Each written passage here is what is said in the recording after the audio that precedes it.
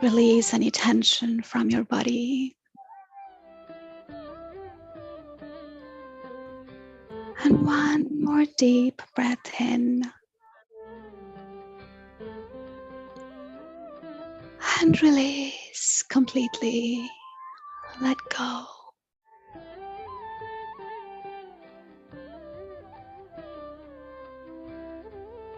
Let's begin to soften the muscles in your toes. Gently feeling the sensations in your toes. And now let those sensations travel in your feet.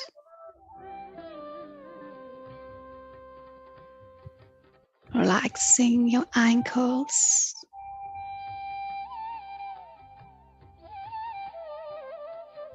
Relaxing the soles of your feet.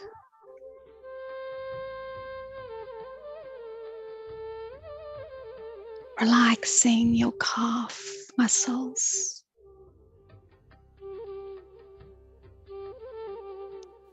Let your awareness travel to your knees, relaxing them completely.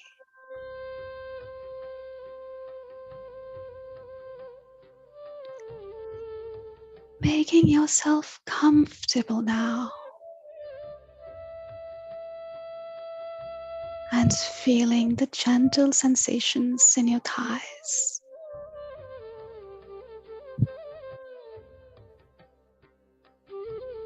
Relax your thighs.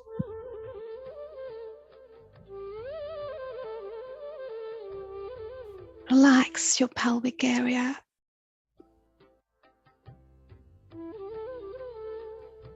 And feel your body supported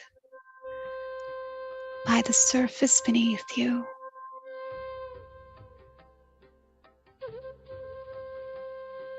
And give yourself the permission to let go of doing and feeling the cascade of sensations all around your body. So all the mental and physical energies that hold your beautiful muscles and tissues can soften and relax.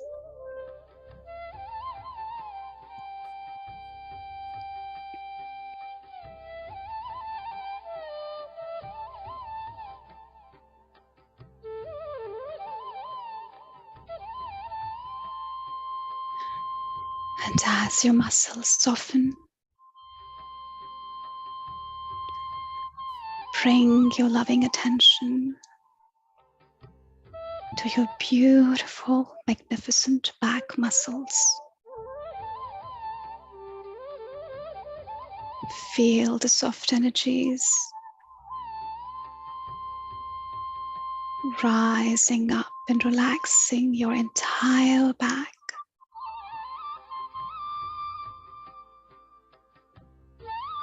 Relaxing the surrounding abdomen.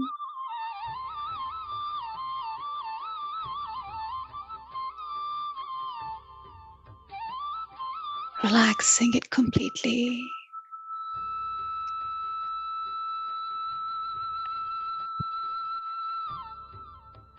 And let the gentle energies now travel up to your chest area. And bring your awareness to your beautiful heart. Your beautiful heart.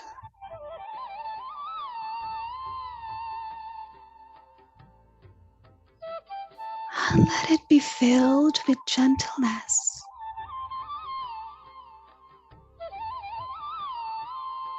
Let it be poured with compassion and kindness for everyone in your life.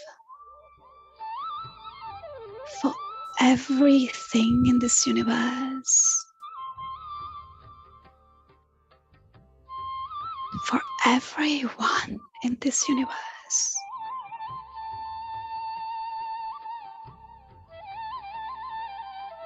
Let these divine energies travel to your shoulders. Let them move around your shoulders, relaxing them completely.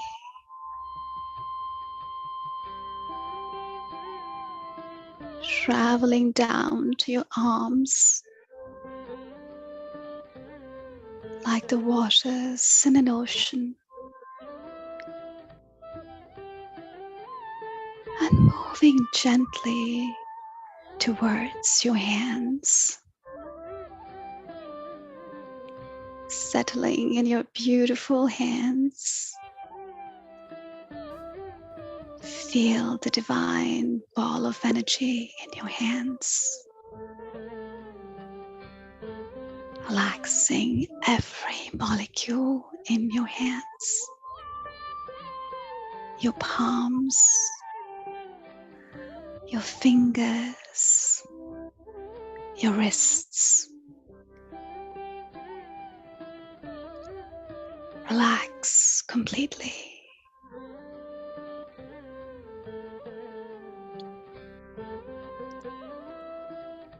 And now take your awareness to your beautiful neck.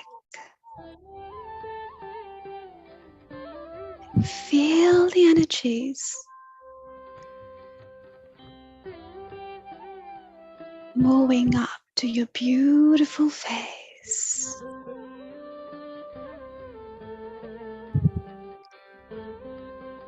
Drifting in deep relaxation.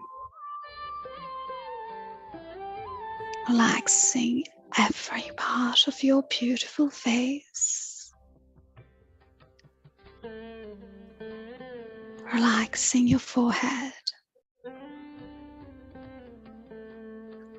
Your beautiful eyes.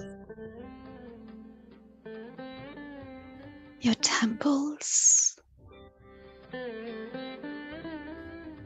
The space between your temples. Your eyebrows.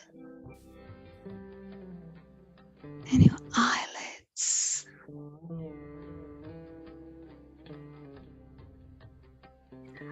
I see clearly.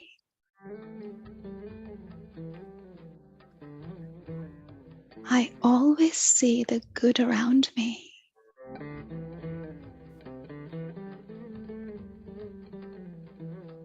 Now bring your attention to your beautiful nose.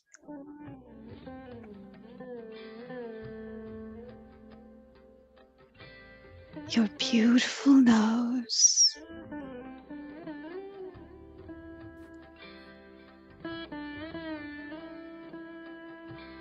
I smell the fragrance of every beauty around me.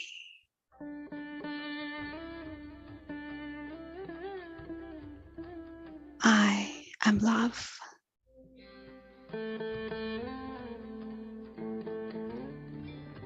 Your beautiful mouth. Feel the energies that allow you to speak kindly. I speak with clarity. I speak the truth always.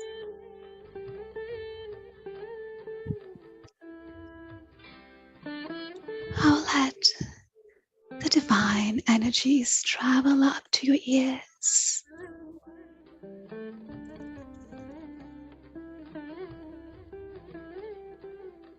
Your beautiful ears. Relaxing your earlobes. I listen with patience. I listen with compassion.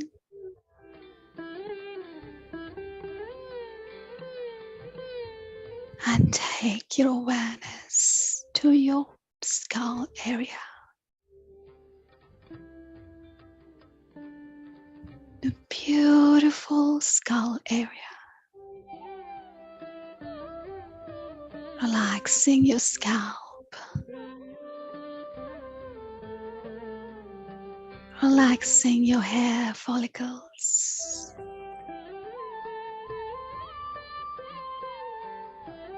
Relaxing the back of your head.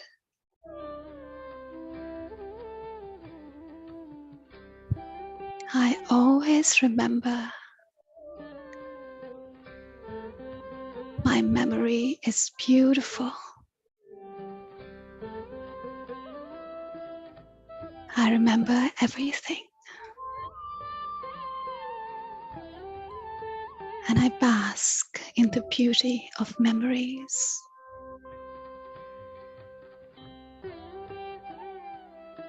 Relax your crown area.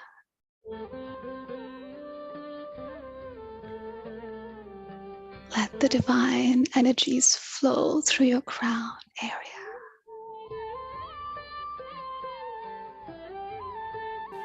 Let your body be filled with cosmic energies.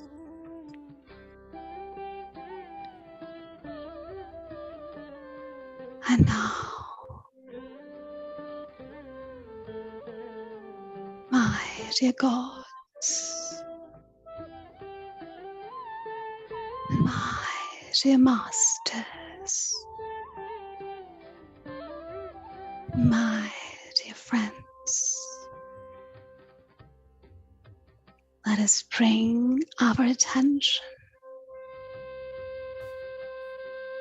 to our beautiful breath.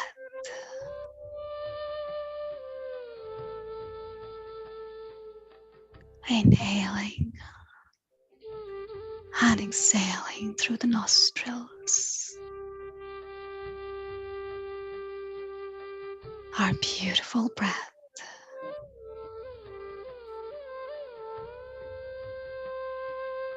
Nothing but the breath.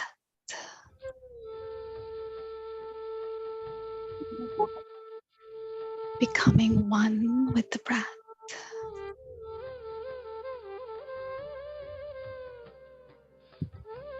Let the thoughts disappear as we dive in our breath. Stay with your breath.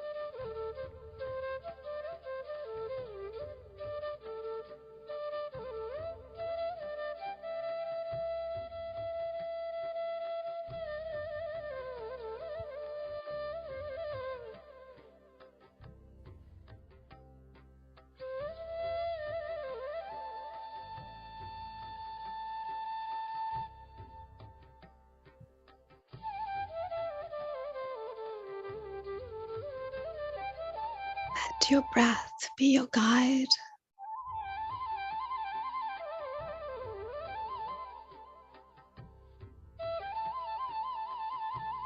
Stay with your breath.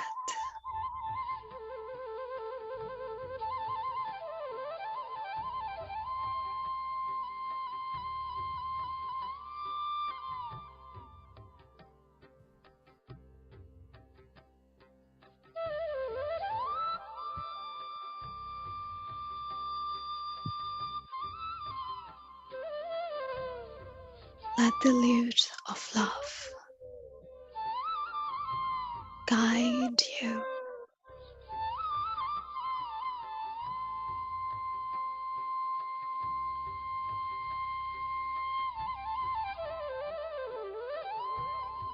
Become one with your breath.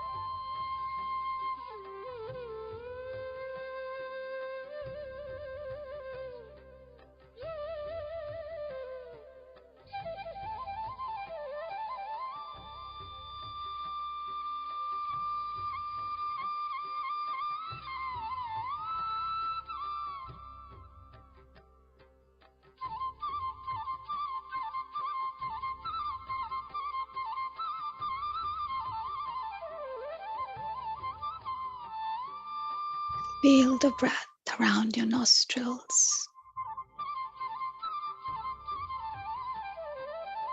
the inhale and the exhale.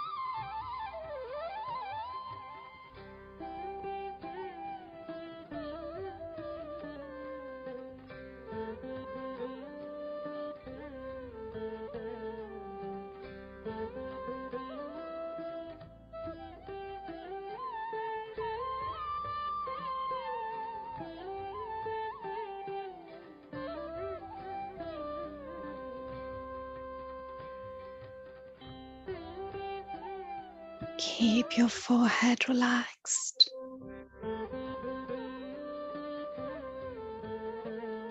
Let go.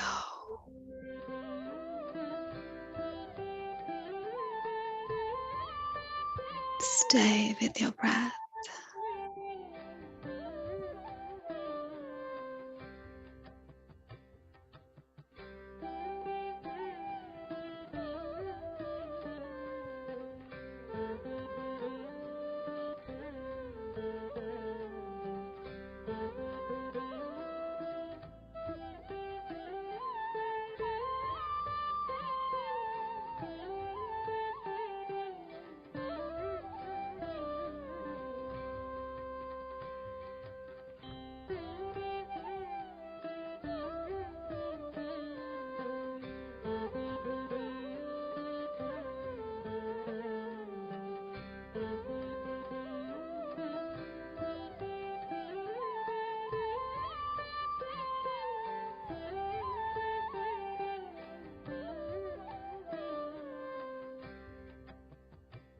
Let go and surrender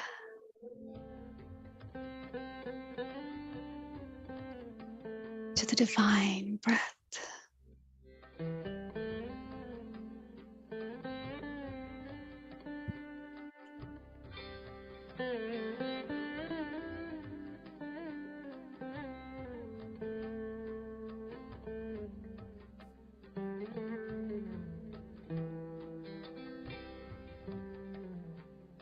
I am divine.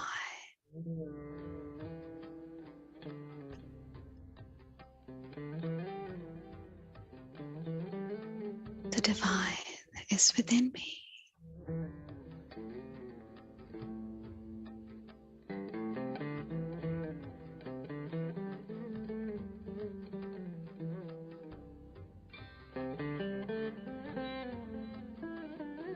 My breath is my anchor.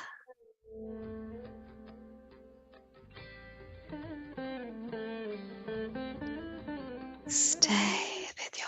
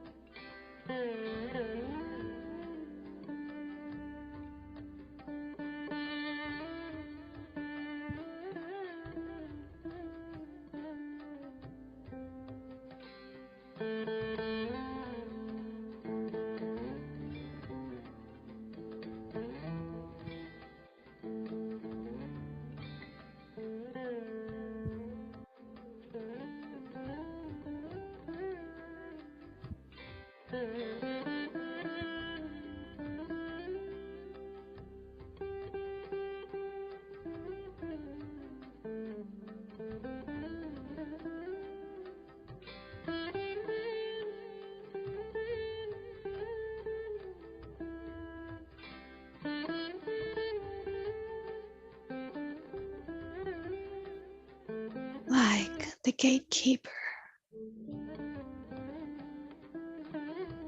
like an observer. Stay with your breath.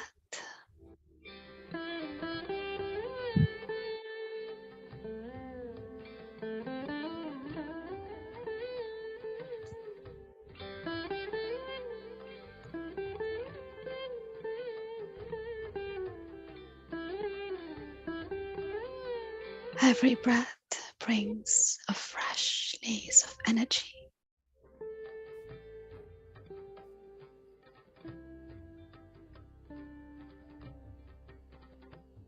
The divine cosmic energy.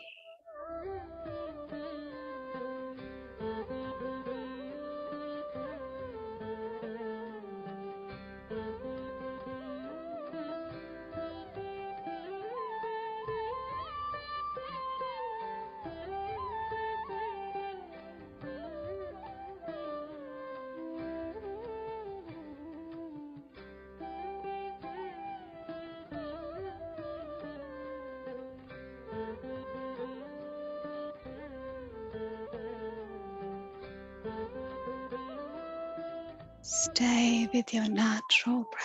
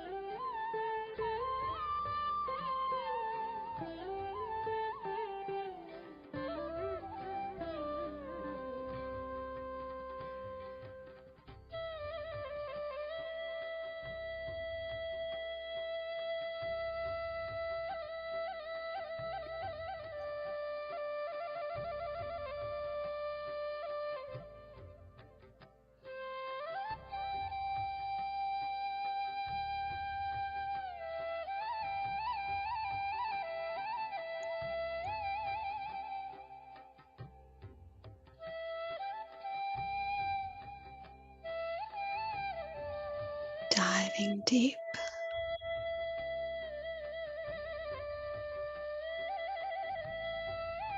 Flow with your breath.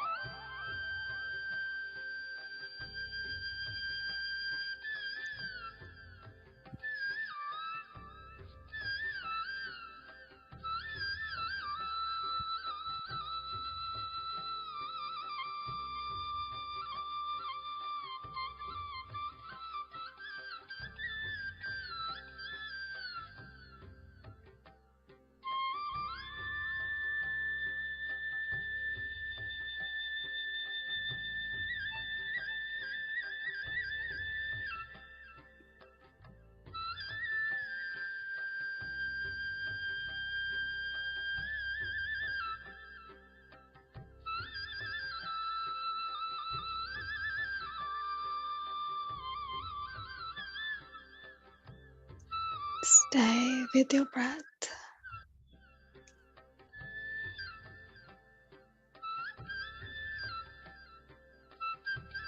I am love.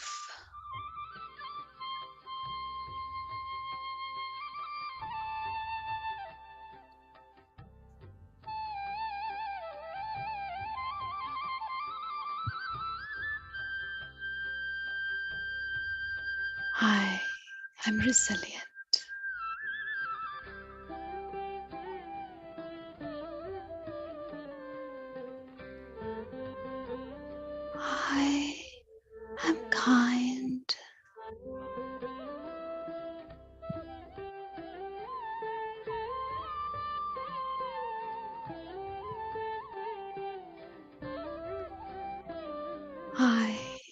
generous.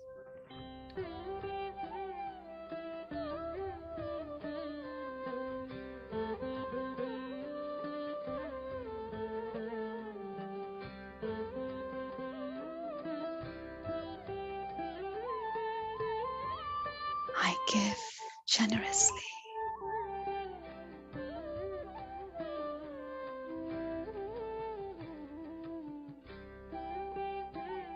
I receive the abundance the world has to offer.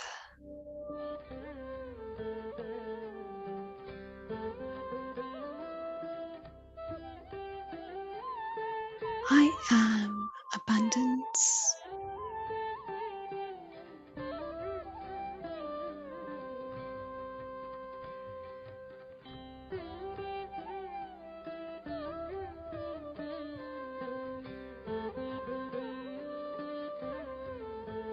I give selflessly.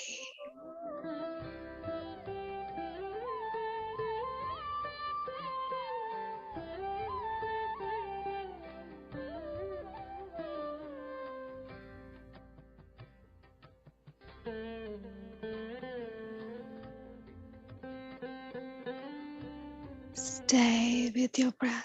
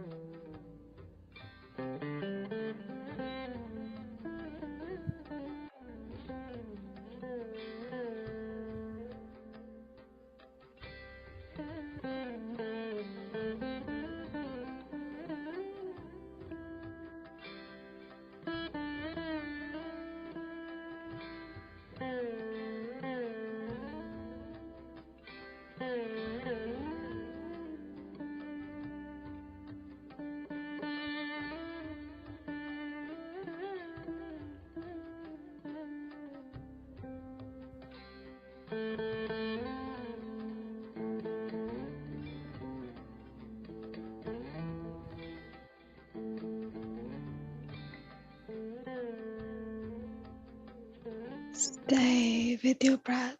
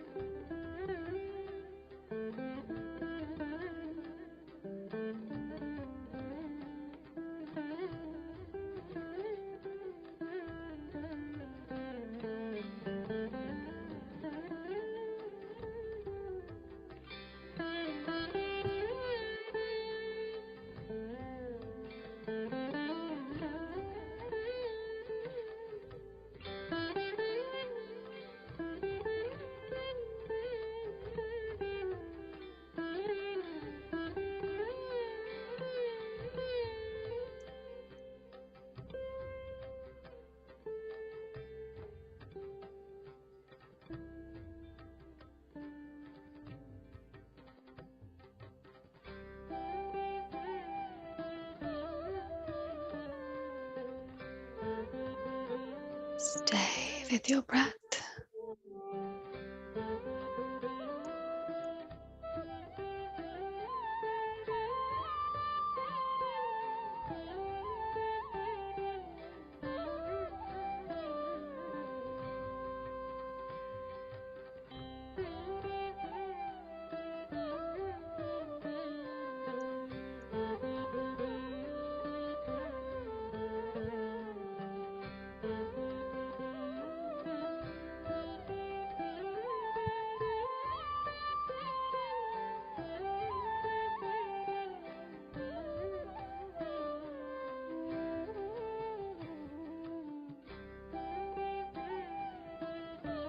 go.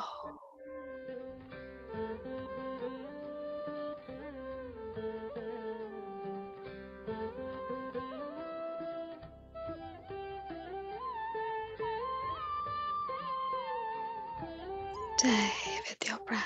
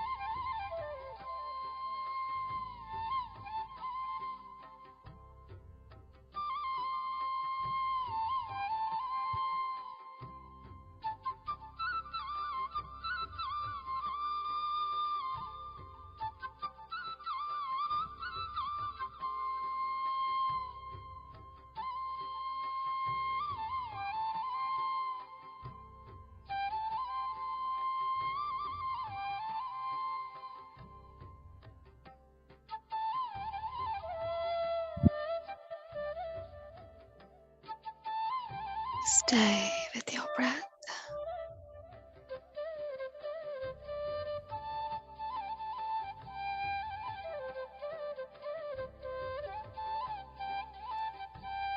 I am patient. Patience flows within me.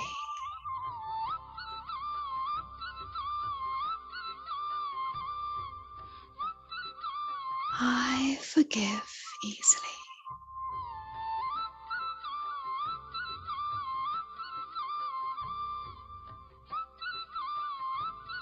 I seek forgiveness from all those I've hurt.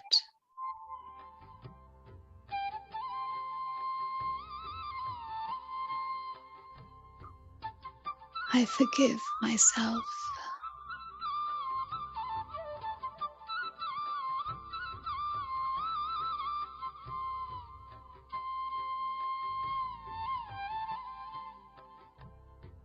I send my love to everyone across the universe.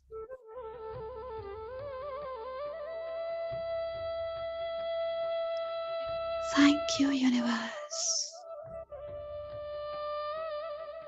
for everything. Thank you, my beautiful families,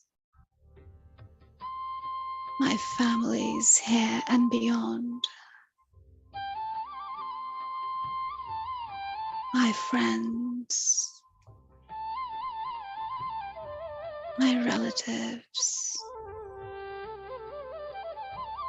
my co-workers. I love you all. My guides, my angels. Thank you.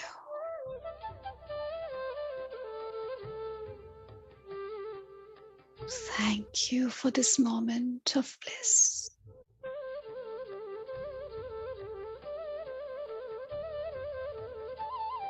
Thank you, my beautiful breath, guiding me.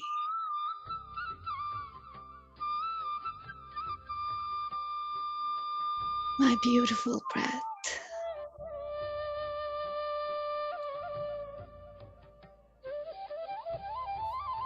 Thank you to the galaxies, the universes beyond my comprehension.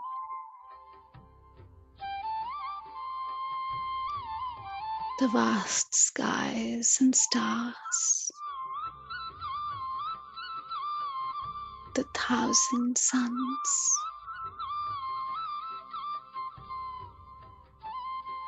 the light within me.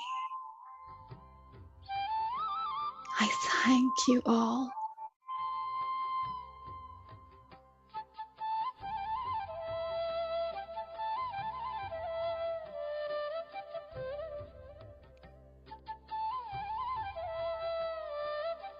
Three more minutes.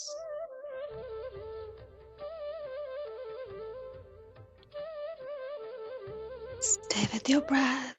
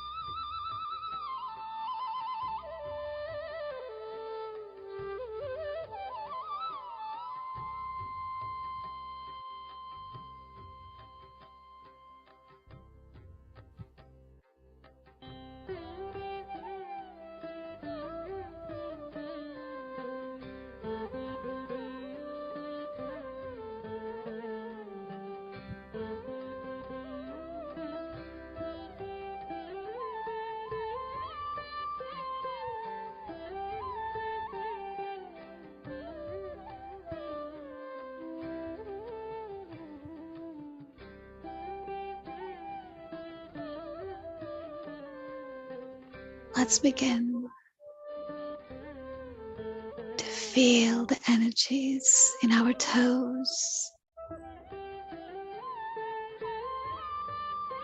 waking up your muscles and coming back to your emotional selves.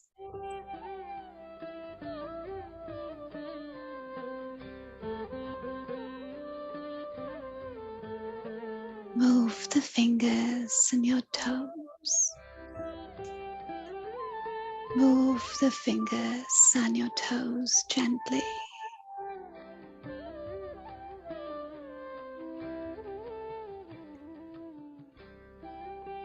Gently opening your palms.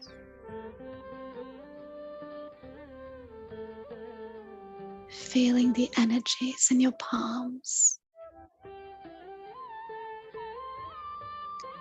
And bringing them, placing them on your eyes.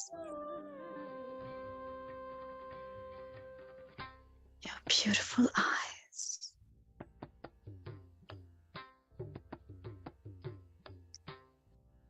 5, 4, 3, 2, 1, and 0. Open your beautiful eyes in your palms with a bright smile on your face. And welcome back, my beautiful friends. Welcome back, everyone. Thank you so much. Thank you so much, though. Thank you, everyone. Thank you. Thank you for this beautiful meditation. Thank you, sir. My heartfelt gratitude. Thank you so much. Thank you. I think many masters will still be in meditation. It was very deep. Thank you, sir. Let us slowly come out of meditation and get ready for continuing with our session. Today we will be talking about the concluding part of the journey of the soul, the third part. And Umaji is going to walk us through that part. So let us welcome Umaji. You can start.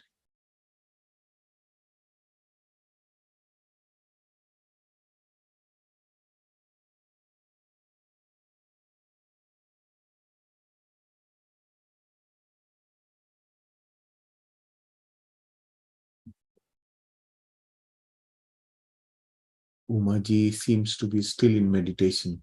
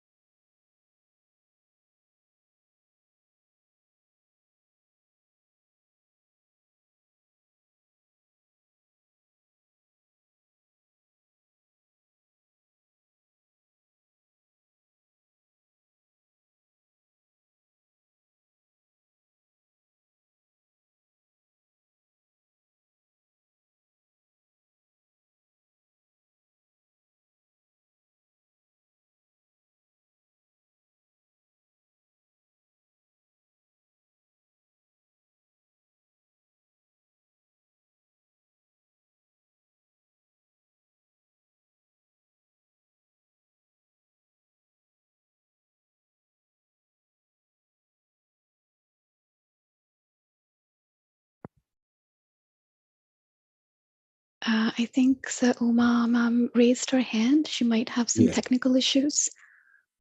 looks like, yeah. But I made her a co-host, so she can actually unmute Okay. and speak. Yeah.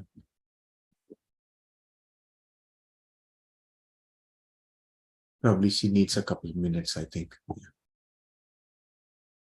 Yes, yeah. Mhm.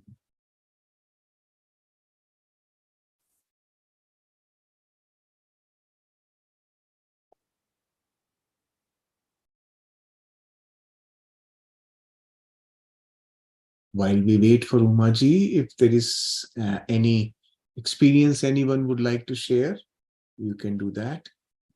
I will think you can unmute and speak. Yeah. Sir, can you hear me? Yes. Yes. Oh, sorry for the issue. I do not know what happened. Hmm. I actually joined through my cell phone. Okay. Okay. Just let me. Okay. Okay. Yes. Yeah. So, okay, right. Sorry for the technical issue.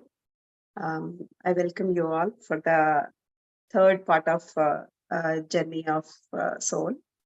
My immense gratitude to Brahmarshi Pitama Patriji and many thanks to Saileshji for this wonderful opportunity.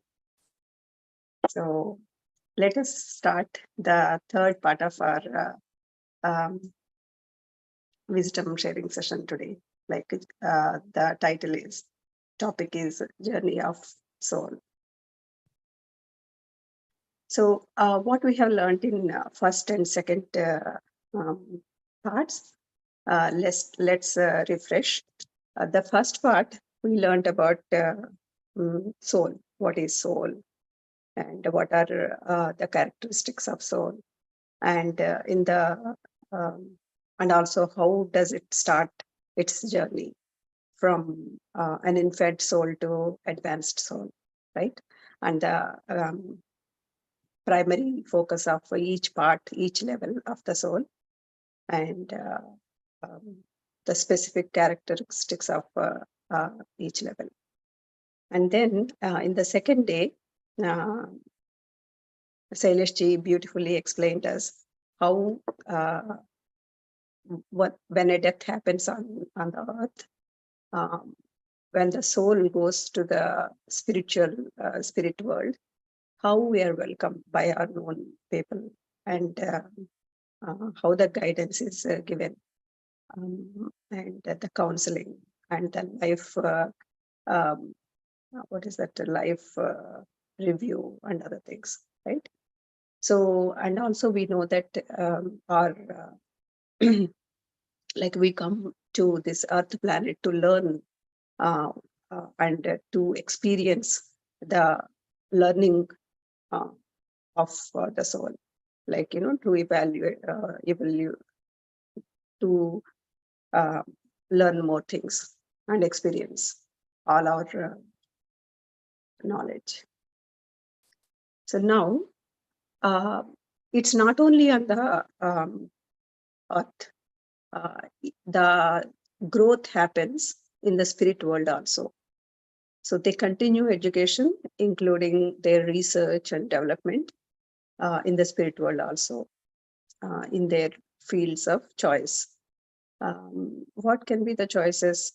It's like music or art.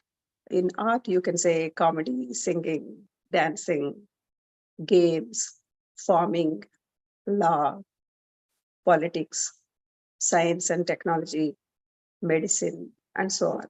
So all these things they learn in the spirit world also. But the souls come to earth to have a practical experience of these things. So in their next life, the knowledge, whatever they learn in spirit world, may or may not be used. It may not be relevant. If it is, you say, for example, you learned art and all, but you wanted to experience some behavior-based things. You come and learn those things, may not be using the actual art you have learned there.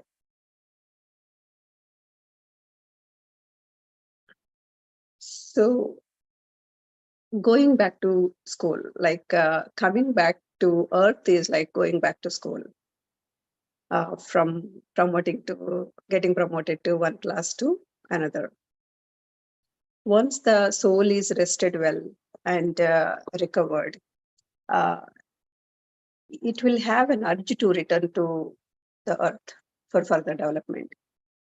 So as we know that it is a practical lab here on earth. So we come here to learn and master our life lessons. We are here to learn and teach as well. We are here to heal our past, what we call it law of karma. We learn to love others. That happens when we drop the judgment. Like if you want to love anyone as they are, because everyone is not like you. Everyone is unique. They have their own characteristics and they have their own qualities. In order to accept everyone, you have to drop the judgment. Then only you can accept everyone. And also we learn cooperation. We, in the sense, souls. They learn cooperation versus competition. They learn appreciation versus jealous and envy. So to learn all these characteristics and experience, souls come onto earth again and again. It then confirms that they see once a soul is decided to come onto earth, it has to see its readiness to be born again. And so they actually counsel the soul to see if it is ready. And it is healed from the trauma of the past life.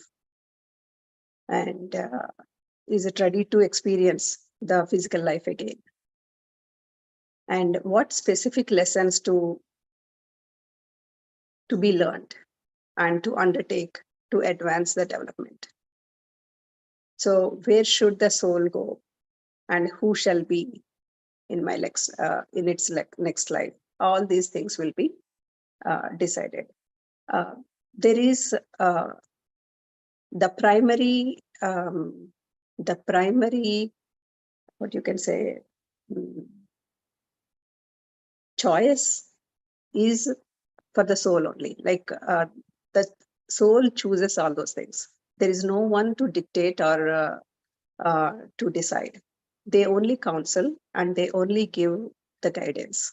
They means the counsel or spirit guides.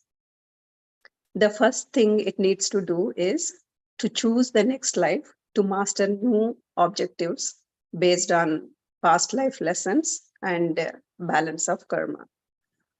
We learned that when the soul comes onto earth, it may be fulfilling all its chosen lessons, or it may leave the path also. So once we go back, what is the question asked? What did you learn? So they are not asking, were you successful? Or say, for example, in your past life, in the past life of the soul, if there is a business design, like, the soul learns through business, they're not going to ask how successful you are in the business. But while doing the business, how successful you are in learning your primary things in the sense, behavioral aspects, and did you conduct your business ethically? Did you show empathy? Did you show compassion? And all those things are taken into consideration when they are actually seeing what you have learned. The first thing it needs to do is to choose the next life to master new objectives based on past life lessons and balance of karma. So souls have the freedom to choose when, where, and who they want to be in their physical lives. So souls have the choice to choose their parents, to be born in a family, into which family they want to born, and also the religion, in which religion they want to be born, and also the nationality, color of your skin, black, white, or you want to be born as a brown person. So all these things will be a choice of the soul. There are preparatory exit interviews by spiritual advisors to determine our readiness for rebirth. So the spiritual advisors will interview you whether you are ready or not, to see whether you are ready or not. The soul then sits in a theater-like space where it can see the past as well potential future possibilities in real life like scenes with himself or herself in it. The future possibilities take into account the experiences that are required by the soul.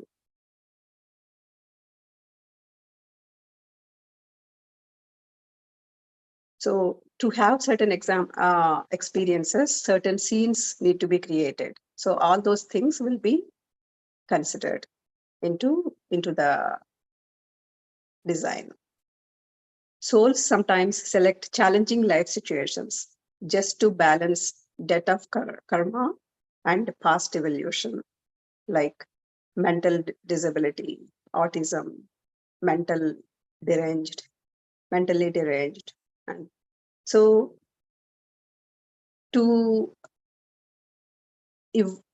evolve faster, the soul actually selects difficult and challenging situations. So this is to clearing karma and remain in connection with spirit world. Family also learns. See, along with the soul, their family members also learn through that drama. Physical disabilities, like by birth or later. A soul can be born with physical disabilities at the birth, or later in life, it may become disabled to learn certain things in its life. And also abortion and miscarriage and things like that also are designed as part of the plan. Because when an abortion happens, it leaves a lot of trauma in parents, and in fact in the family members, right? And also, especially the mother experiences a lot of trauma. And these situations are created, say, for example, and also miscarriage can happen either from the soul's side or from the mother's side. say, for example, if a mother is feeling, let's take a situation. If a family is not ready to have a kid yet, but unexpectedly the mother gets pregnant, and mother feels very uncomfortable having conceiving, and that kind of situation, in that situation, soul doesn't feel comfortable to come into the world. She or he doesn't feel welcomed into the soul, doesn't feel welcomed into the world. So in those situations, the soul may withdraw its journey, and it may pull back its prana. So in those situations also miscarriage can happen. And in some situations, parents wantedly go for an abortion because of their situation, whatever it is. So these things, to learn more, to learn the challenging life and learn difficult situations, these things are created. And also, if we see child abuse in some of the cases. So child abuse is also part of the plan. It happens. So through the abuse, the child learns a lot of things, and also people around them will learn whatever their lesson is. And in some cases, rape and other things. So in a situation like that, a girl or someone, whoever is the victim, is forced into something against their will. So in those situations, the feelings and trauma is really, really bad. So those things will be also learned. And also there will be a social pressure. There will be physically the abuse happened, and mentally that it leaves trauma, and also social pressure. So there are so many things that comes with those incidents. So all those things give a lot of experience to the soul. And also loss of loved ones at early age. That happens also. Through that, the soul learns detachment. And alcoholism and drug abuse. Caregivers learn acceptance. So when these situations are there, so whoever is giving care to them, they learn acceptance through this experience. And also chronic diseases like leprosy, AIDS, and things like that. When these things will teach the soul self-forgiveness, self-love, compassion, and other things. Suicide. Suicide is another thing that this is really detrimental for the soul's evolution and soul's growth. It is actually not planned, but when a soul chooses so many hardships in its life, it cannot handle the life, and it decides to end its life. But that's not at all useful for the growth of the soul. We come to earth to heal a hurt relationship, health issues, economical issues, and things like that, and learning to share. Sometimes we have been a giver in many lifetimes, but we also need to learn the lesson to be dependent. So to learn such things, sometimes we become disabled, and we are born as handicapped or paralyzed. So we forcibly depend on others to learn these things and experience those situations. So once it is decided that the soul wants to come onto earth, now it has to choose its body, right? Say, for example, if a soul wanted to become a musician and learn through its life, it doesn't need to have a solid, strong body as an athlete needs, right? So according to its life plan, the body is planned.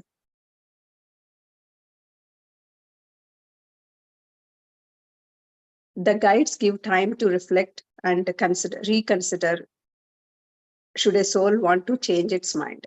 So once it is decided, it's not a compulsion to soul to take birth in the same lines. Soul always has a choice to change its mind and reconsider again its plan. They also always make sure that the soul is comfortable with the plan.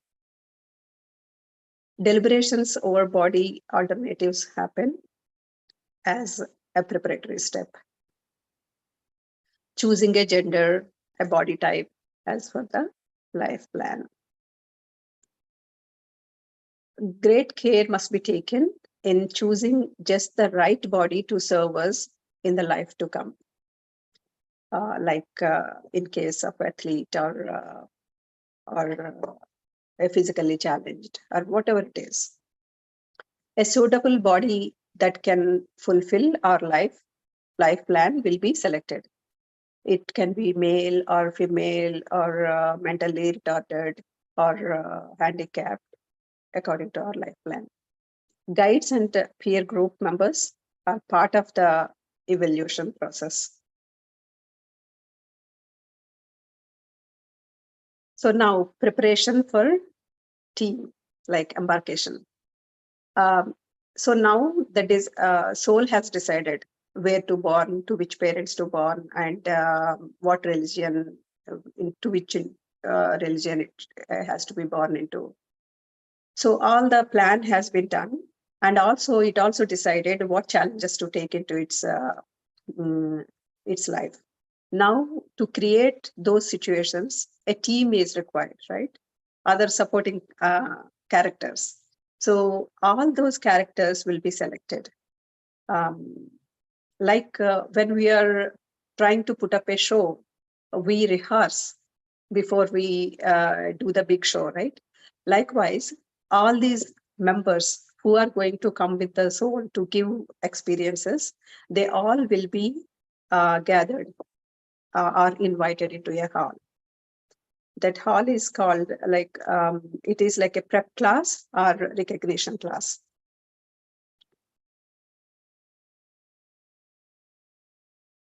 So all of them will be present in that class to understand their roles. Souls receive flags, signs that will remind them of the people with whom they have to connect for learning lessons. So say, for example, who is going to be my husband, who is going to be my parents.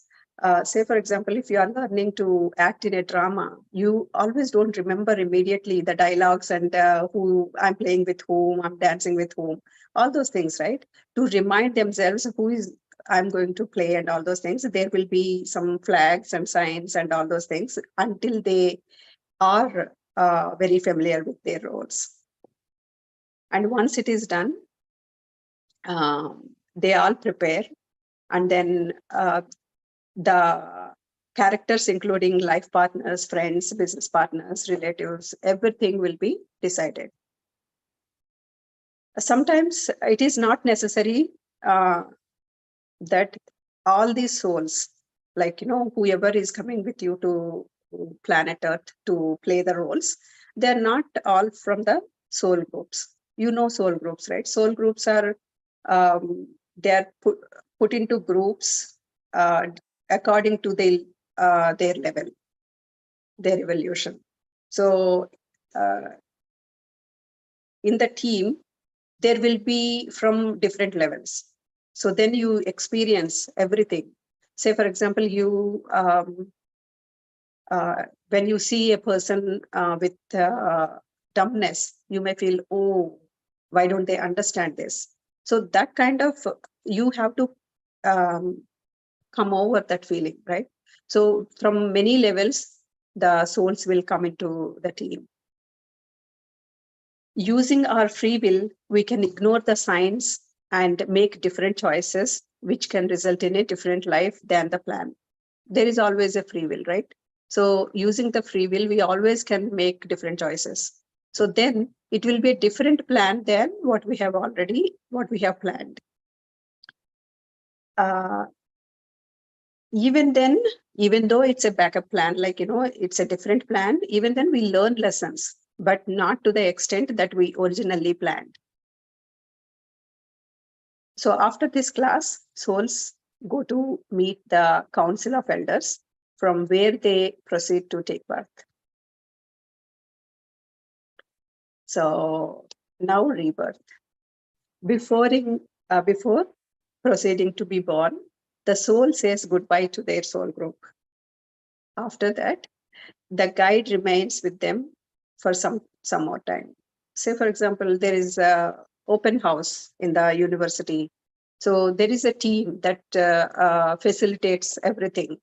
The team will be there for a while until the new students come and set it down, right? And then later their role is over, they go away. Likewise, these spirit guides and whoever is facilitating this arrangement, they will be there for a while. Once everything settles down, once they say bye-bye, and then after a while, they also go away. They all move very fast after the goodbyes. Then the guide also disappears, and the soul keeps moving through clouds and silky surfaces. Then it passes through a smaller dark tunnel, and then it enters the body of the baby inside the mother's womb. Soul enters the body at a chosen time.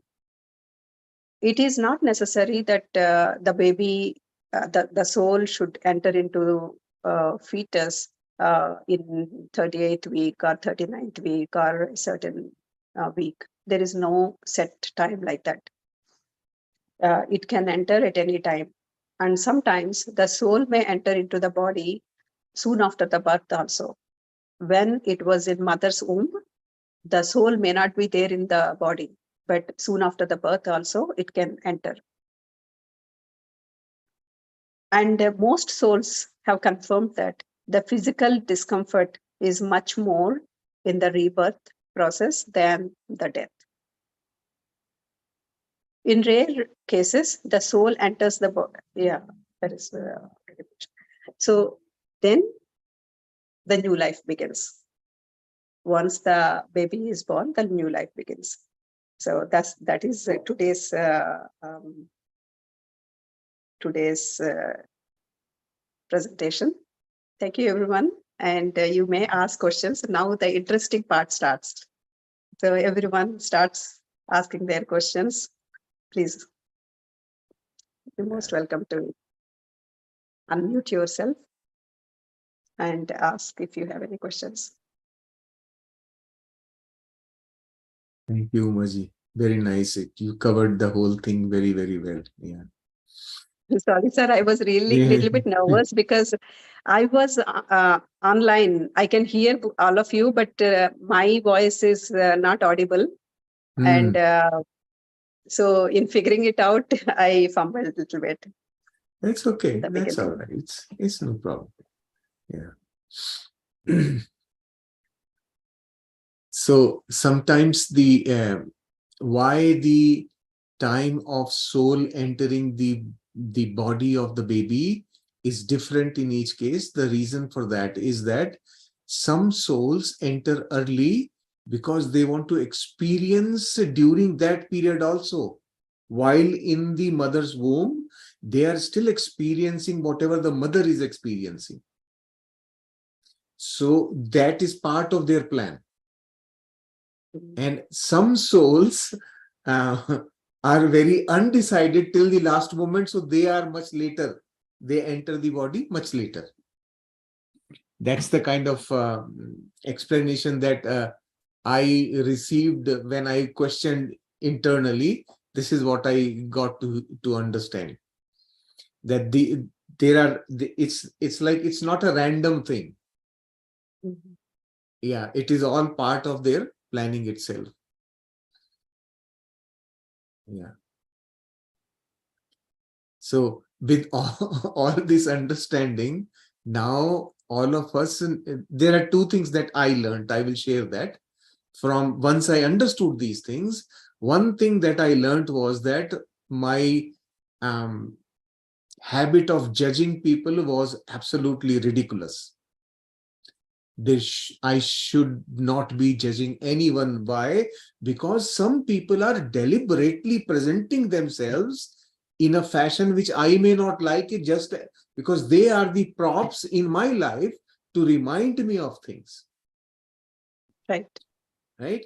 And when I see them, or when I see their behavior or whatever triggers me, those triggers are pointers to me to go within and figure out, well, this is the area of work that I came here for. See, that's the kind of thing. These are the clues that we plant in our life. How do you recognize the character with whom you had an agreement to create an experience? I will tell you my own story. I had a arranged marriage, and how did so I used to live away from, my parents were in Delhi and I used to work in Bangalore. So I came home for a 2-week vacation, and my parents then made arrangements so that I could meet several prospective brides, right, during that time. So I still remember that and like I would meet them, and I was kind of no clarity within, right? And when I went to, and the last one that I went to meet was the person who I actually married, right? So when I went to meet them at their house, again everything seemed like I had met so many people by that time that I had got tired, and anyway we were welcomed and all that. What triggered me was when she spoke one sentence, like that was probably our signal that we had decided there. So the moment she spoke once, and that sentence was simply offering me something to eat, but that tone of the voice went and hit deep inside somewhere, that, and I came home and told my parents, if I'm marrying, I'm going to marry only this girl, otherwise I'm not getting married. Oh, okay. Right? And my parents said, how can you make this decision? Because they have to also agree. It's not just you, right? And then later on, my wife, she told me she also had said the same thing to her parents. Right? That is how these signals, they are such that they make the event happen. We don't have to remember.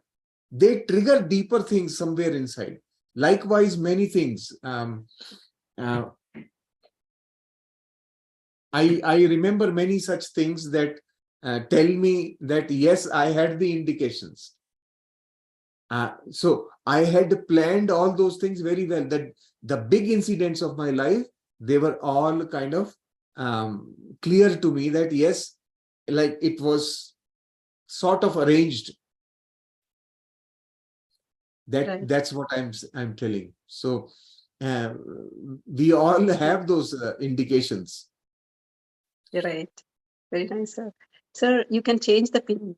I don't want to mess up with this by changing the pin. Okay. Changing Yeah. the pin. Okay.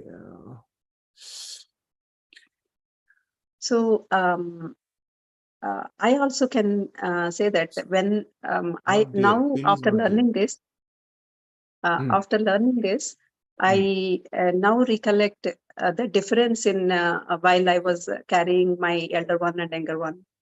I think the elder one came into its body very early in my pregnancy. Yeah. I used to Yes. feel the movements and everything from early onwards. But when it comes to when it comes to second one, it was very late. I mean, many months I didn't feel much activity. So it might be a reason that the soul entered later on. In my pregnancy. I'm thinking, yeah. Yes, and also they come with a certain characteristic also, right? They have chosen to be in a particular mental makeup. Right. They have the mind which they are carrying from their past birth also, right? So Right. that mind they are still carrying, and because of that mental makeup, their behaviors would be very different. Sure, for sure. Right. So that becomes the mother can feel it way earlier, even before the child comes out. Mother can feel it. So true. Yeah, it's all energetic connection also. So I mean, I can't really tell you because I was not a mother in this birth. But my inner knowing tells me, because I must have been mother in so many births earlier in the past. I have very dominant motherly feelings. Oh, for sure. Yeah. I So can that's tell kind it. of carried. Right, sir. I can tell it. My husband also very motherly natured. He cares. Yes. He cares a lot. So I can see that. Exactly. And all of us, this is one topic which we have not covered. In future, we will talk about it. Why do we how do we determine our characteristic also? The entire journey that we have been having through lifetimes is to also balance our masculine and feminine sides. So that balance of masculine and feminine is a primary sort of criteria behind our characteristics, the way we behave. We are ultimately what we are trying to do is we are trying to feel complete, totality, right? We want to become total. And to become total, you cannot be in human form. Why? Because in human form, you will be either a male or a female. And both are not complete as in those characteristics. However, they both have inner energies, masculine and feminine sides, right? As inner aspects of masculine and feminine. That once it comes into balance, that is when they become complete, each one of us. So at the soul level, we can be complete only when we have a balance of the two, the masculine side as well as feminine. This is why we come in both roles, so that creating experience as a female, creating experiences as a male, and then we keep coming together. So as we are evolving, you will find that more females are becoming a little more masculine and more males are becoming a little more feminine. Their balance is coming closer now, right? If earlier unbalance was, let's say, 45%, 55%, now it's becoming 49 and 51. This is the kind of stuff. So we are all approaching that equal aspects in both sides, right? So more and more you are going to see in the future generations of children, you will feel much more balanced attitude, balanced behavior, much more than what it was in the past. Sir, this is so, thank you so much for sharing this. This is so amazing and so important to understand, especially because, when we are propagating stereotypes, right? And unknowingly propagate stereotypes. Yes. I'm so grateful. I feel so grateful that I was born in a family where I feel very grateful for the fact that I understand these things. And, now that we're discussing these things, we understand them even more deeply. Now, I understand this more deeply with your explanation, that why I mean, I look at myself, for example, I can be very tomboyish at times, and I used to wonder, like, oh my God, I mean, I like to do all of these things. And honestly, there was a time when I would run away from wearing all the Indian, the ethnic things. I would feel more comfortable wearing all tomboyish clothes when I was graduating in my college time, and all my relatives and my cousins would be like, why you don't want to dress up, like a girl. Like, I'm like, yeah, but I feel more comfortable the way I am. And as I grew up, I love wearing everything. It's like it depends on my mood. I have both those traits, and I understand myself better now. Like, I want to experience, or I guess I'm experiencing everything. I don't know. That's my understanding. We are all going through that. Natural balancing is happening in our characteristics automatically, right? And that is because we are now opening up.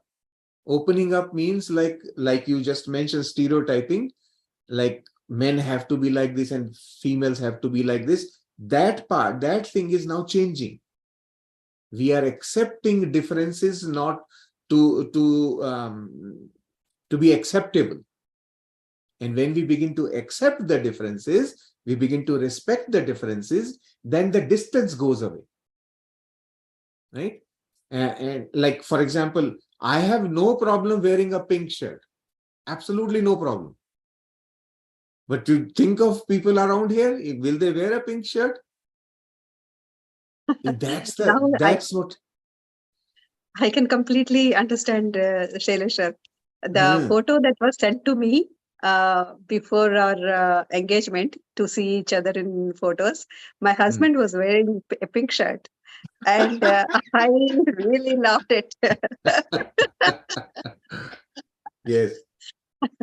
It's a pure pink shirt, baby pink. See, that shows the balance within us, right? How in PSSM, I've been participating in so many different groups and all that. People constantly tell me, you are just like a mother. You are just like a mother. And I'm not surprised, because I have those instincts. So we always have those balancing things with us. And not only showing preferences towards these things, but also showing our characteristics, like decision making and risk taking. I behave like a man when it comes to those things. I really feel energetic in taking those decisions, or what I can see that, and people in the house also can see that. So yes, I completely understand now. Kunjanji, please go ahead. You're asking something. Yeah, thank you, Shailesh. It was a great session today. Thank you, Umaji. Sir, I have like couple of things now. Like as discussed today, like we choose the hard life, like to learn the lessons. But when we really come to this life, we feel like it's like we have the power. I mean, to say we have the power to change our life. Am I right, sir? Like we can change our life. We can change our destiny also. We feel so that was a great point, sir.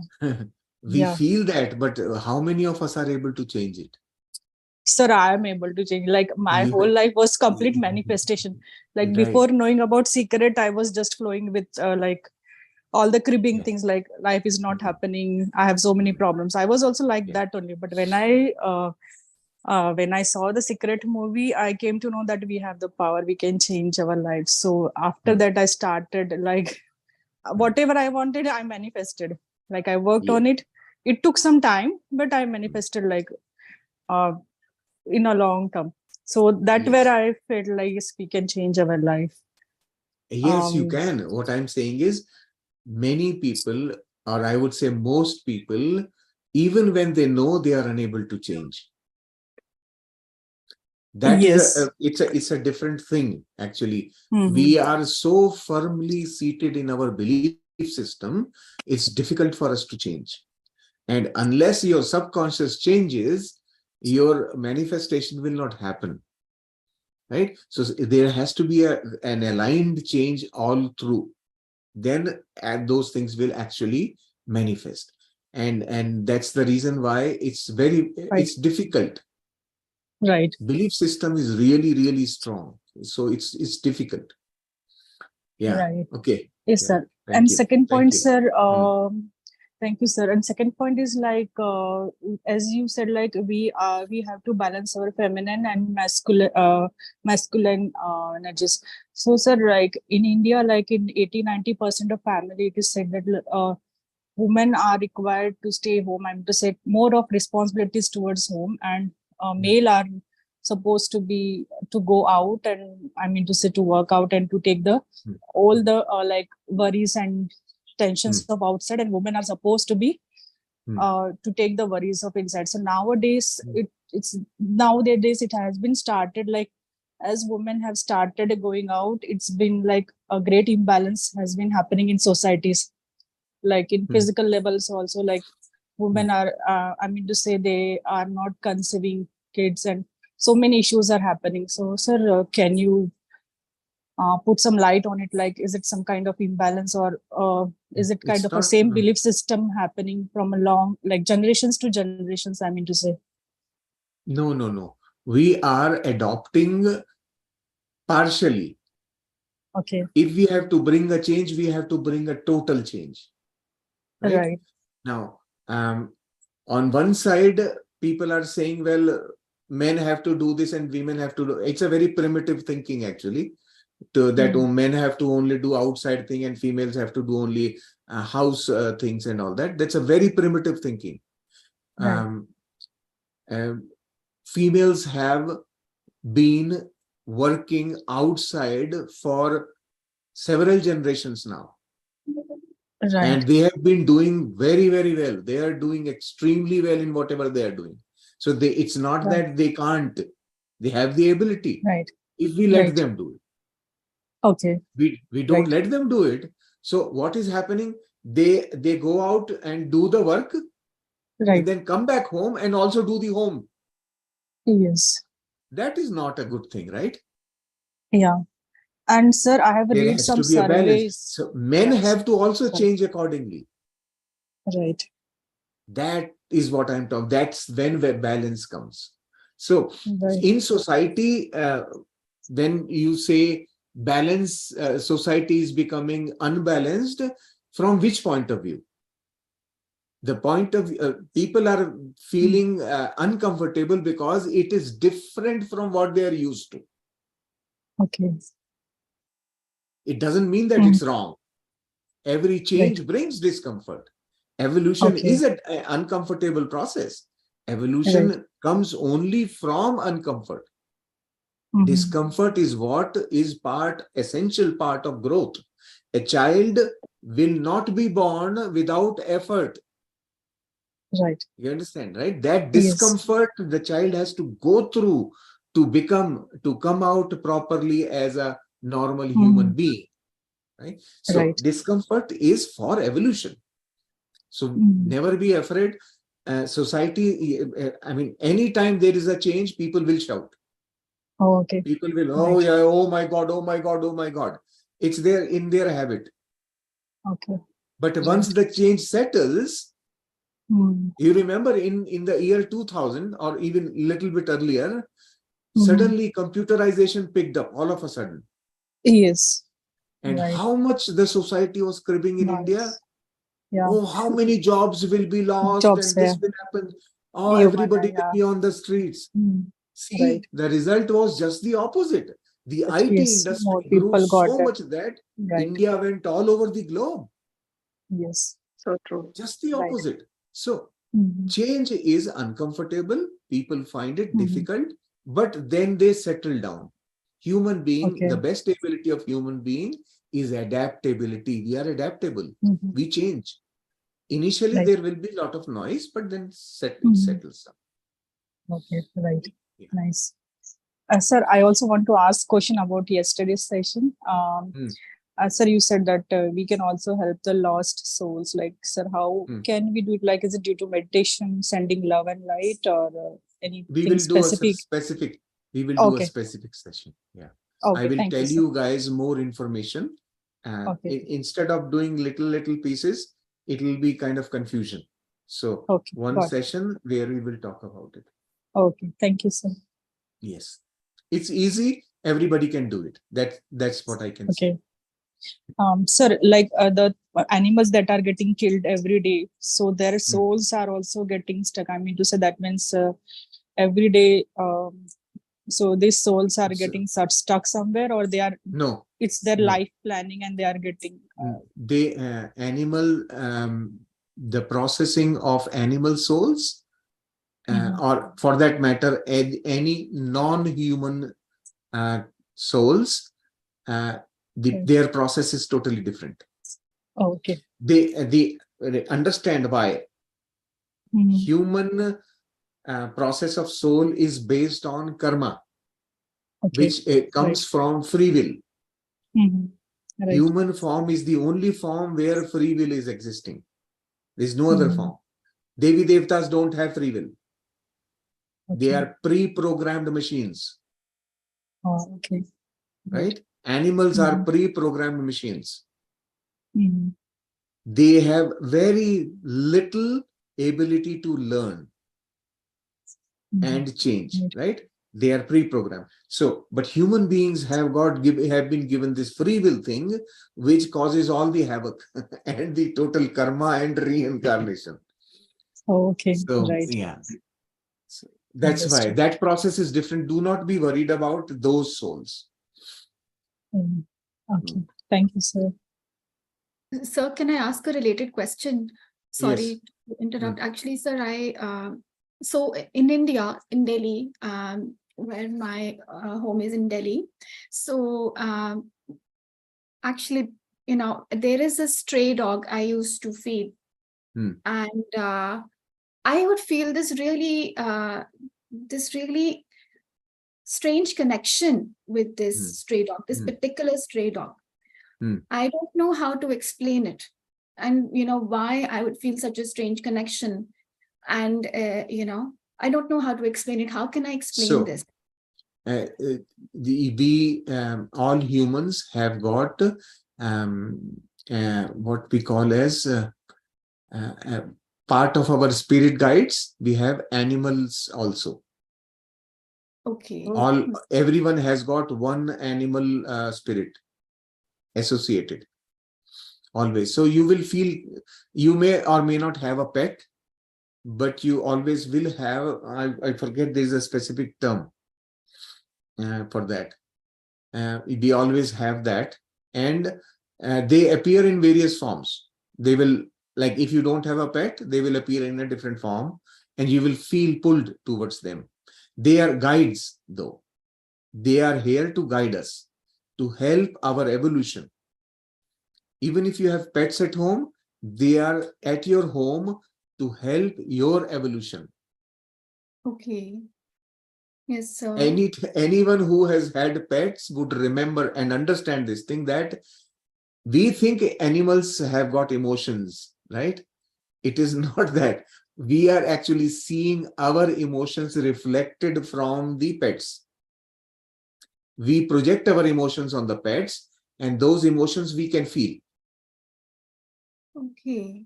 Yeah, and that's something everybody doesn't understand. So we become very emotional with the pets, and the pets come in our life to teach us how to handle emotions. Yes. How to release your stresses.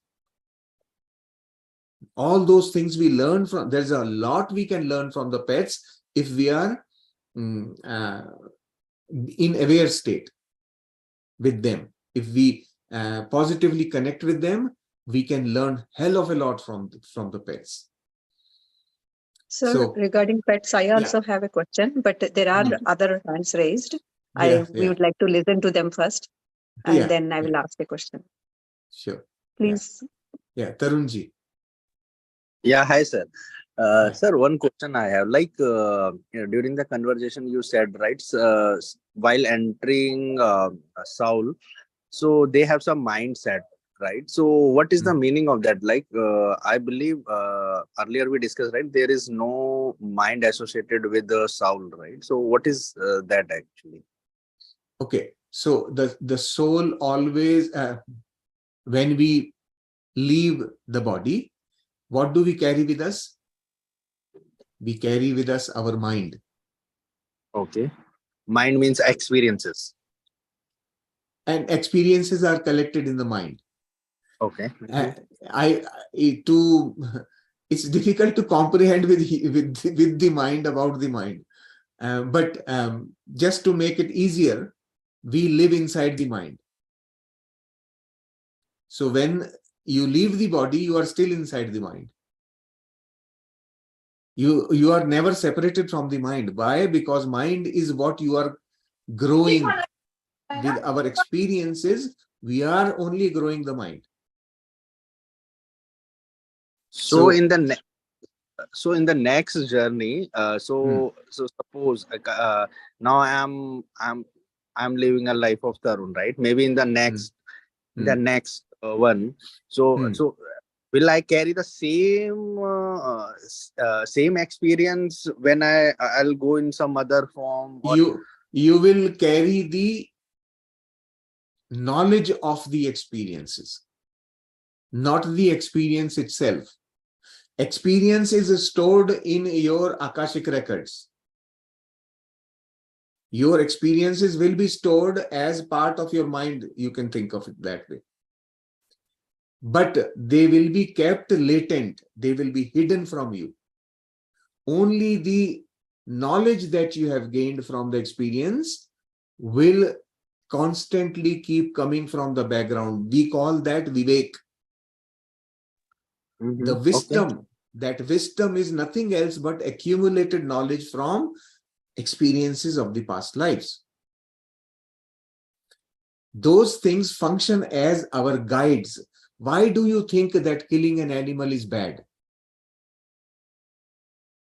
That is your instinct that tells you. And where is it coming from? Your past experiences of killing animals.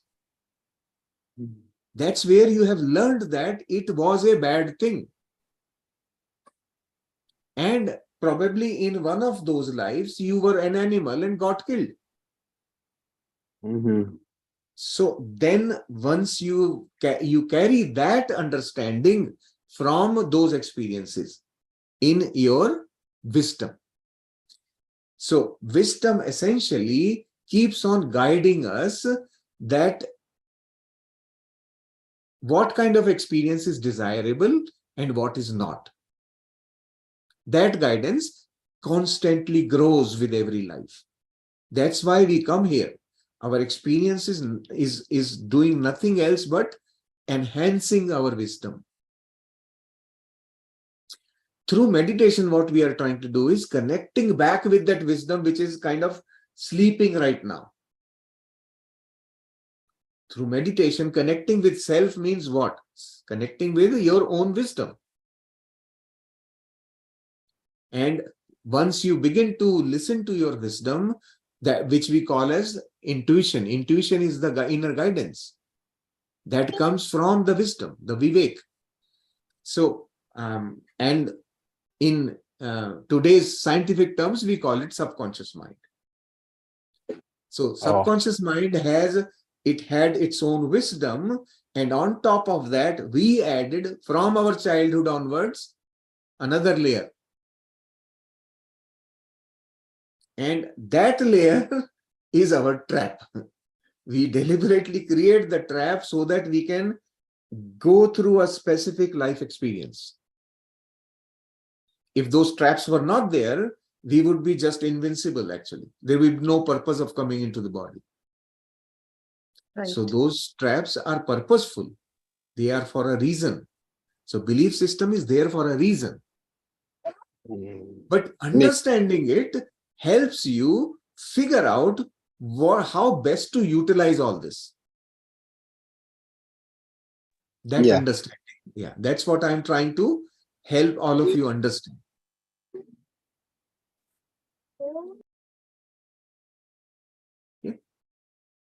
Okay. Yeah. Thank you, sir. Thank you. All right. So it's almost 1:45 hours. So can I ask you the question? Yeah, sure.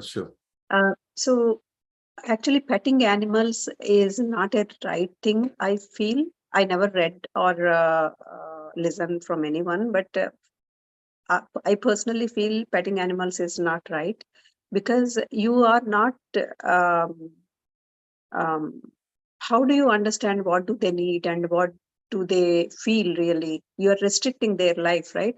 You're restricting their life for your fun.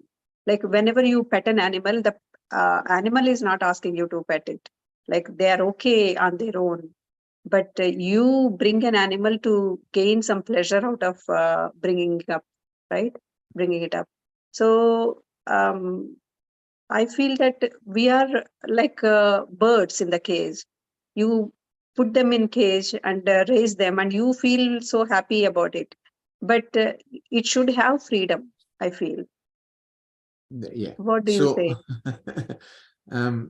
so when you say petting, I'm trying to understand it that domesticating animals you are talking about, right? Domesticating, yes. Yes. Okay. See, So again, yes, you rightly said that a stray dog can be like we can show affection on a stray dog. That's a different agreed. thing. Yeah, But why does that stray dog not run away to the jungle? it won't, because it will remember the owner, and it wants. No, that stray dog on the street is born on the street only, Right. right? What I was explaining a little while ago is that we project our thoughts on the animals. That's the Yes. thing. We assume that they want freedom. We assume that just like we want freedom, they also want freedom. But not all animals want it. You go drop them in the jungle, they will follow you and come back. Okay. Right? So Yeah. I have had pets right from my childhood.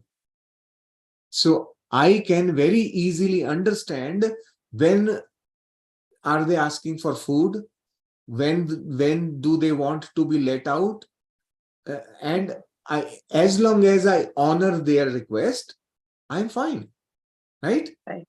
I give them the freedom and they return their love to me. Yes. So domesticating animal is almost like creating a family. You could think the same thing for your children, right? Right? Yeah, Don't of they course, want yeah. freedom? Don't they want freedom? Right? Think about it. Right? So it's the same thing. There is absolutely no problem in domesticating animals which have agreed to be domesticated. All animals have not agreed to be domesticated. Only some animals, right? And they have agreed to be domesticated because the entire animal kingdom is there to support human life. They have come to this planet from wherever they are. They are not beings of this planet, by the way.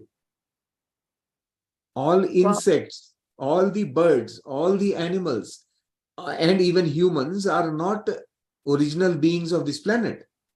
We all came here to experience coexistence and creation. So all these animals are playing a certain role in our life in supporting human experience. Right. That is primarily the reason why Patriji always insisted animal killing is bad. Because we are killing our own supporters. He wasn't so much about eating meat.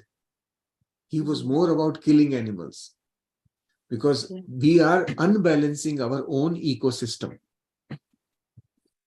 Right? So animals, I always see the animals as beings of other planets. I mean, like our imagination of aliens, you know. These are those only. These animals, they are just like that. They have their own way of telling us things. I can tell you, when I was learning the art of channeling, I channeled my own pets. And one of them told me very clearly, I like carrots. Oh, okay. And that's when we realized, and then I told my wife about it, and then we started giving him carrots. He just loves carrots. Was it a Right? rabbit, sir? No, a dog. Oh, Yeah, you can hear him. He's still here. Right? He just loves carrots. Now of course, he doesn't have the teeth, so he can't chew on the carrot. So I kind of grate the carrots and give him. But understand that they can communicate what they need if we are listening. If we are listening. So like the whole day he is around, and he comes when he needs something, he comes and tells me. And I look at his face and I know what he wants. right. Sir, I love dogs. I absolutely love dogs. I wish if you were here in Ontario, I would come to your place and I would play with your pet. Or you can just leave the pet in my apartment. And I need an excuse to have a pet. I'm gonna have a pet definitely for sure. And maybe It is a big responsibility though. it's a big responsibility, but it's such a joy to have a pet in your life. You know, the stray dog I was talking about, my aunt has a pet too. She's here in Vaughan, in Ontario. And whenever I go to her place, I'm sorry to interrupt in between, I couldn't help myself but share this thought. And whenever I go to my Masi's place, so my Masi, her pet's name is Rocky. You know, he's the most adorable pet in the whole wide world. And I feel connected to all, you know, animals. Like my neighbor has a cat upstairs, and you know what my neighbor says, whenever I go upstairs, the cat never comes out otherwise. But when I am there, somehow she appears out of nowhere. Her cat's name is Ruby. And I don't know. And she comes to me, like I'm able to pet her. Otherwise, she disappears. She says that her grandchildren come over and the cat disappears, like she doesn't want to be found. Yeah, they sense But when I'm energy. there, They sense energy. Yeah, they can figure out. They can sense energy, and actually change in energy also they can sense. yes. Thank you so much, sir. Yeah, thank you. Yes, Supinderji, you wanted to say something? You can say. Good morning. I'm from India. I'm Jess Mom. Yes. Yeah, So yes. I was listening to the entire conversation, very interesting. And you know what, even I feel, I read the book Journey of a Soul. I think Soul's Journey or something, Peter Rechlio's book. Yes, In that also, it says that animals are basically group consciousness. And when we keep a pet in our home, and you know, we give that pet a lot of love and care and affection, then that pet finally, you know, develops some kind of emotional quotient. And with that, once it has experienced human emotions and all those things, then that pet, you know, takes its next birth as a human being. That is part of their progression. This is what I have read. Yes. And there is just one question which confuses me. This question is that, have we all become human beings after that long process of evolution, like from mineral kingdom to plant kingdom to animal kingdom? Have we become humans like this, or what? There's another way. That's what we understand. There are two types of things I have heard. Okay. One is that we have our Hindu system. Hindu philosophy tells us that we have been through all those 84 lakh life forms. 8.4 million life forms, right? And that includes all these. But what does the proven science, I mean spiritual science, tell us? There is no, the theory of evolution says that human existence is 72,000 years old. Prior to that, humans did not exist. Okay. Right? So what existed prior to that? We started from infant soul only, you mean, right? All of us, yes. Yeah. And Upinderji, I have read somewhere that we have similar lines running. The birds won't become humans; they become angels. And animals, like the domestic animals like dogs and cows, and those domestic animals can become humans after experience and acquiring some of the qualities. That is, whatever you read is correct. I also read that. And there is a similar line going, uh, birds to angels, and that is a parallel creation. Okay. That is what Yeah, I read. it's Celesti can. I also don't know for sure because I have not experienced any of those things, but what I am telling you is from what I have read. And I have also read very similar to what you are saying. And another thing that I read was that animals have a different realm altogether. Okay. Human beings have a different realm altogether. So like our rebirth and that completes reincarnation cycles that we are talking about is in a different realm altogether. Okay. Right. Animals don't go into that realm. Okay. Okay. They have their own realm. They go there and come back and go there and come back. Okay.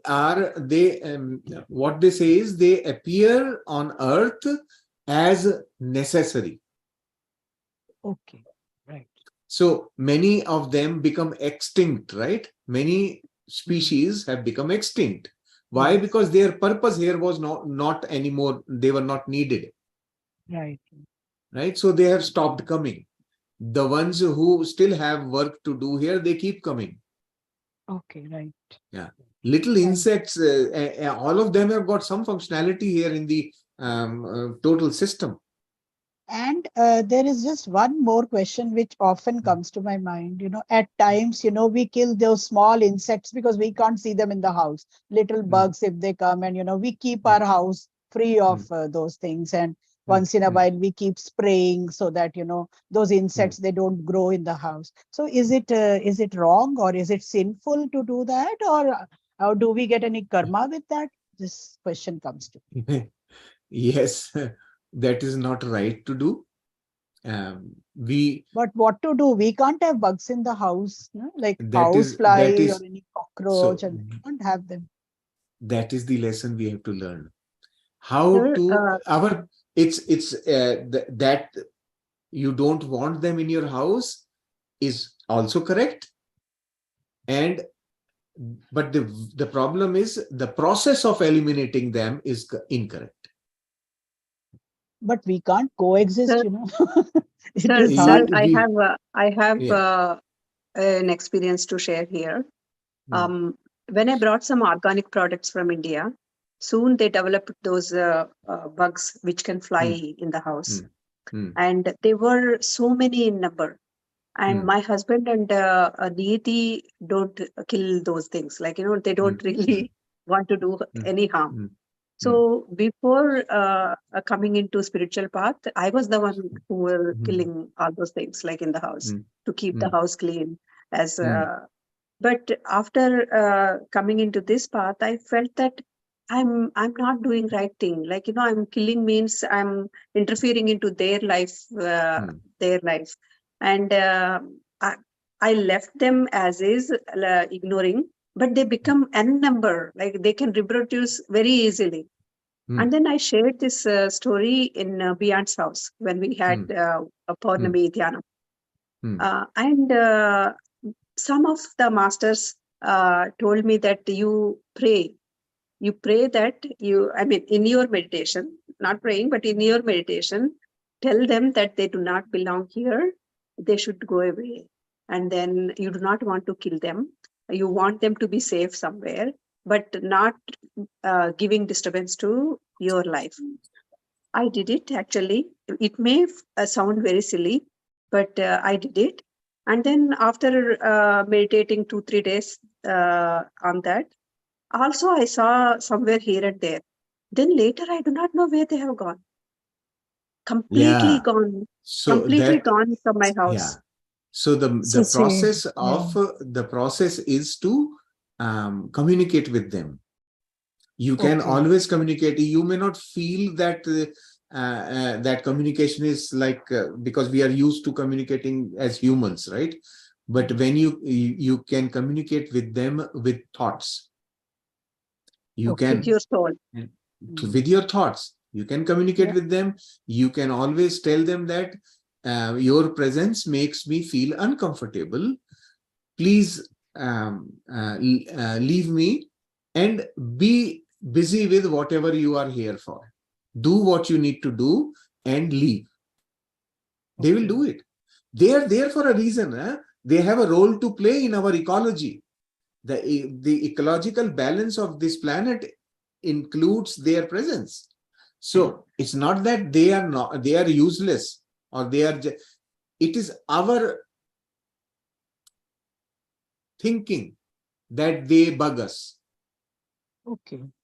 The non-acceptance of their presence in my house is my mental thing. Okay. When we used to live in the forest, in the jungle, we had them all around us all the time. Okay.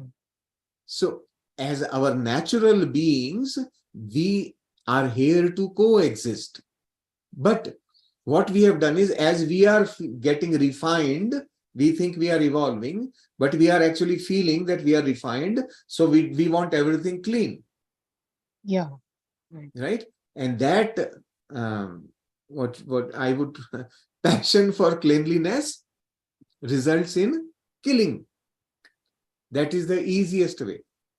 Instead of doing that, if you are able to communicate, I mean, like I do this very regularly. Earlier, I was also like that only. My natural reflex was when you see a mosquito, right? Yeah. That is That's the what we reflex. normally do. Yeah. But now, no more. And in fact, I don't find mosquitoes anywhere near me now. Okay. Because I have accepted them to be in harmony with nature. I am in harmony with nature through my energetic expression. So when my energetic expression is harmonious to the nature, nature will not bother me. All right. Yeah, nature That's bothers us only to tell us that you are not in harmony. yes. So once we become in harmony with nature, automatically all these things stop bugging us. All right. Yeah, that's Thank the you. right way of dealing with it. Okay, thank you. Yeah. Thank you so much. And my other doubt also got cleared, right? That we humans, once, I had heard one interview with Patriji. I think it was Shreyansh Daga talking to Patriji. And he asked this question, from where do humans come and from where do, what, the other kingdom, the animal, nature kingdom is. Then Patriji told that they are nature souls and we come from Purush, they come from Prakriti. Nature souls, they are from Prakriti and humans are from Purush. Means we have a different realm, right? So this just one confusion, which I asked earlier, that was coming to me, because in our scriptures and there we have read that there are 84 lakh species, and we are the most wonderful creation. We are the best out of all of most evolved is human being, right? Most evolved out of those 84 lakhs or something. So then I was thinking maybe that we have passed through that long process, that at one time we were an animal also, at one time we were a tree also. Like sometimes these things look a little confusing, because once I had read about Buddha's life, in which, he talked about his probably many lifetimes. So in that it was written, Buddha saw himself as a tree, he saw himself as an elephant. And so, that is why this confusion was there. I was thinking, okay, we have also gone through that long process of evolution and then become human beings. That is why this was coming to my mind. But once you start understanding the concept of oneness, and also understanding that there is nothing called time, the concept of time, then you will understand that you are existing simultaneously in so many forms. Okay. That is Purusha. Okay. Purusha is the consciousness. Okay. And there is one But- more question also, which Hmm. confuses me at times. Earlier, 2 days back, also, you talked about it. You told that consciousness, spirit, and soul. These Hmm. three things we need a better clarification. Yeah. How do we Slowly. Yeah. differentiate, right? Yes. So this you Slowly. please bring up in the future sessions or whatever. We will. We will Yes. slowly and gradually develop that. First, we have to start understanding the mind. When we understand the mind very well, then it's much easier to understand other things. And for me also, my understanding is again mental. Okay. We are Yeah. trying to use the mind to We understand use things which mind mind. doesn't understand. Mhm. That is the funny Certain thing. things are beyond the mind, actually, what I Yes. feel. Yeah. Like consciousness, so far I was thinking this is synonymous, consciousness and soul, right? Somewhere I read and understood that consciousness is there, Chetana, which we call it. It is there in every cell of our body as long as we are alive. So, Yes. it is like every cell Yes. has that consciousness. But Yes. then Correct. soul, I read in one session that it is a light body, it's a form of a light, it's a flame inside you. And then this question comes to me. So does the soul sit separately from consciousness, or the two are synonymous?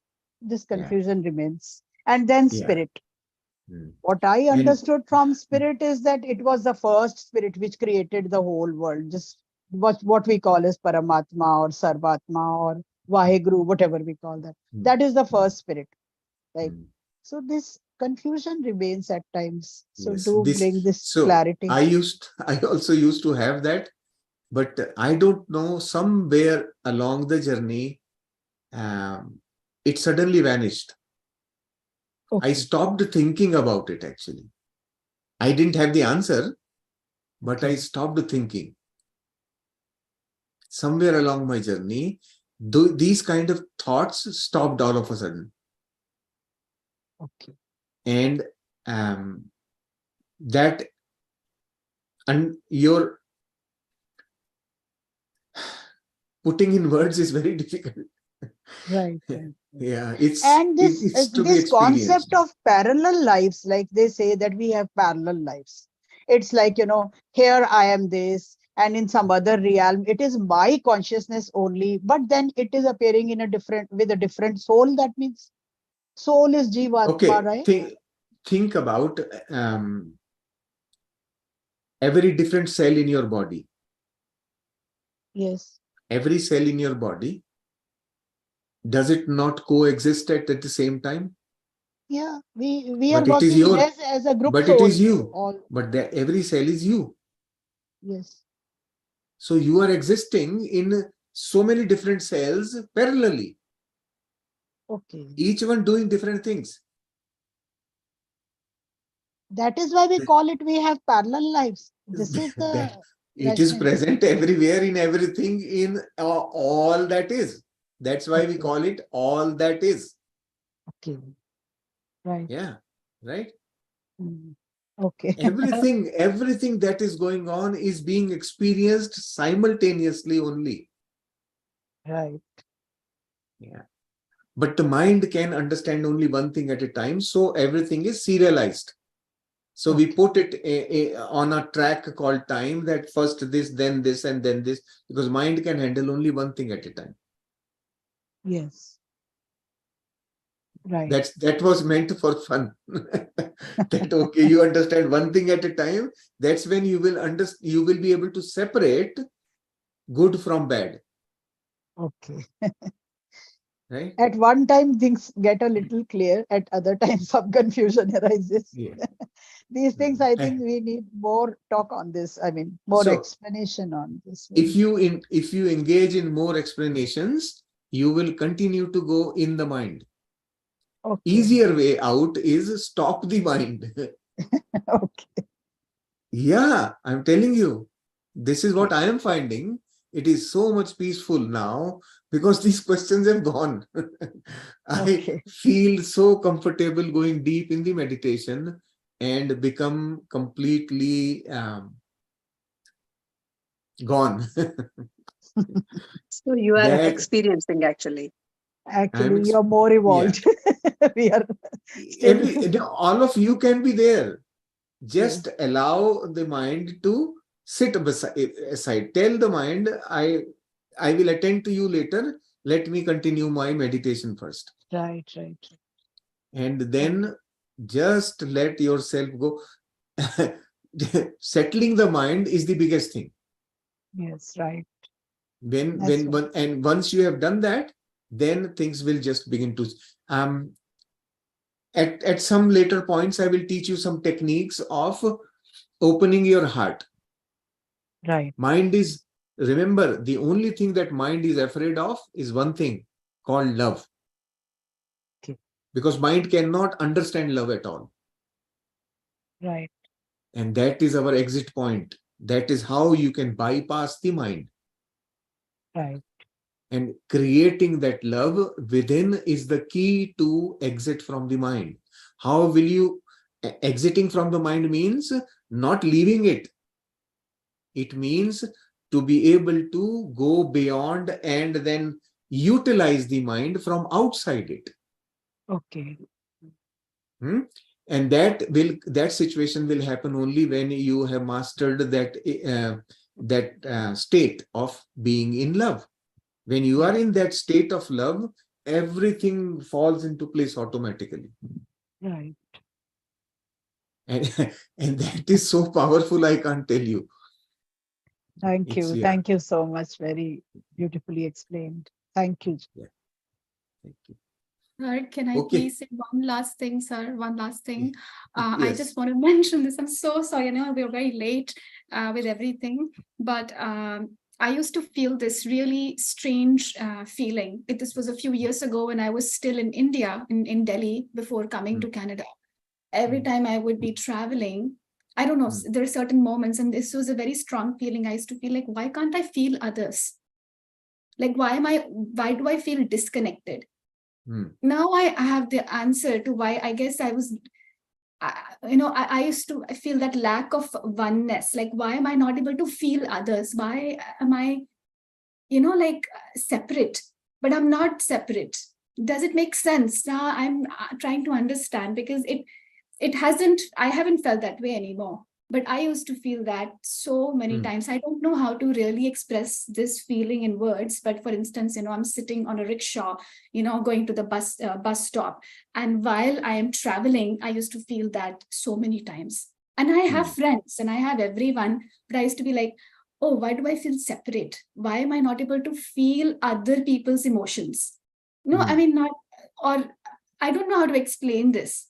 But does it make sense what I'm saying? Yes, yes. It really makes sense. And it's basically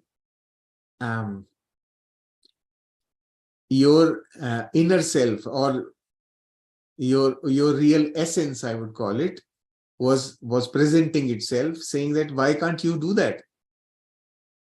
Yeah. You are them, they are you. And you are saying they are separate. Yeah. So that your inner essence was telling you they are you. Why can't you do that? Yeah. Yeah. It's our inner knowing that keeps guiding us all the time. But the key to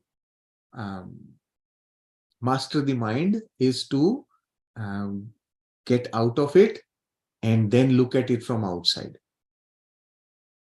Yes. And thank you so much. the whole solution is sitting there for all of us.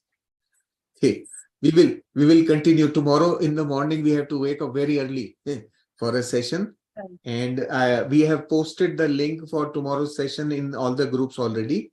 So I hope people are well informed about it.